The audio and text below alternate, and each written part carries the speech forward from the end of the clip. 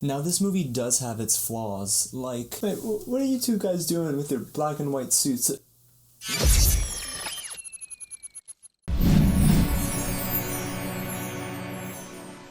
What's up guys, James here from Reflect the Screen, and today we're reflecting on Men in Black International, the latest film starring Tessa Thompson and Chris Hemsworth, and the fourth in the Men in Black franchise. We'll get to the critique in a little bit. But before we do that, I just want to say thank you to each and every subscriber here on Reflect the Screen. Now, go ahead and hit that button below and join me on this journey to not only 300 subs, but plenty more movies as 2019 rolls on. Now, let's get back to the movie. The fourth Men in Black movie surrounds a young, up-and-coming agent, Molly, played by Tessa Thompson. She's ambitious, knows a ton about aliens, and somehow catches the attention of Agent H, one of MIB's best senior agents, played by Chris Hemsworth. Together, they both obtain the most powerful weapon on Earth, but they're convinced that somebody on the inside wants to use it for evil. Liam Neeson plays High T, who gives both of these agents one single mission: figure out who the mole is inside of MIB. I went into this movie with incredibly low expectations. I mean, just for starters, who needed a fourth Men in Black movie? Honestly, who needed a third Men in Black movie? But then I started to go through everything. I went through the full cast list on IMDb and thought,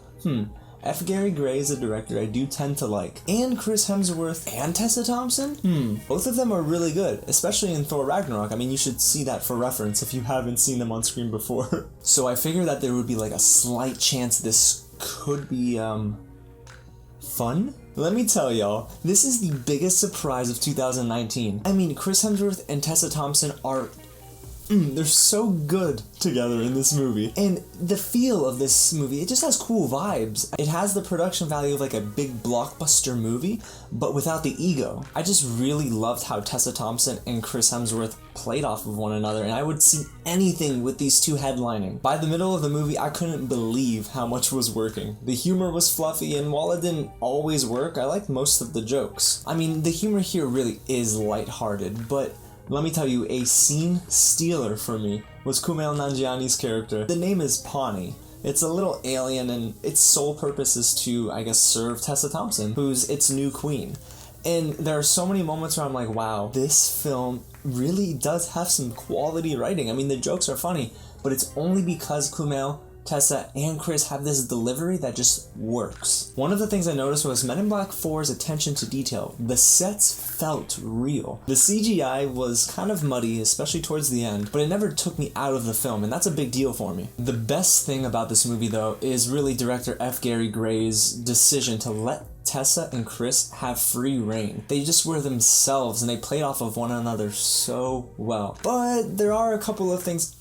Put the neuralizers away. I see y'all in the back. There are a couple of things that I didn't really love about this movie because, again, it's not a perfect film. It's a popcorn movie, so there's gonna be some things that didn't go over so well. The pacing to this movie really is spot on for the most part. I mean, there is a moment in the third act where I felt the length. Yeah, the runtime is under 2 hours, but there was a point where I'm like, can we move on from this? And that's what made me think about the time. Now, while Liam Neeson wasn't absolutely terrible in this film, I do think that there's a notable difference in quality when he's alongside Tessa and Chris on screen. I did enjoy the first two halves, but I'm gonna be completely honest with you guys. The first 10 minutes of this movie had me so worried. Now, what it does is it flashes back to Tessa Thompson being a child. That's not the issue. I think the issue was how quick the movie was going in the first 10 minutes that I never felt settled with the movie, so I got nervous. I'm like, if this is the entire film, I'm going to not enjoy this at all. But luckily, it wasn't the entire movie, and the pacing did shape up as the film went on. The movie isn't afraid of being a big summer blockbuster film, but what separates it is its heart. I mean, at the core, Tessa Thompson and Chris Hemsworth really are the bloodline for this film, and it's better for it. Now, I honestly can't believe I'm saying this, but Men in Black International is funny, fluffy, and while it's not perfect, I do think it's an enjoyable time, and I think you should go and see this in the movies. That's the thing, you come out of this and you say to yourself, I had fun with this movie. Alright guys, so that's my review of Men in Black International. If you enjoyed this video, go ahead and hit me up with a like below and let me know in the comments exactly what you are expecting from this movie. Don't forget to subscribe to Reflect the Screen and follow us on social media. I mean, we're on Facebook, Instagram, and Twitter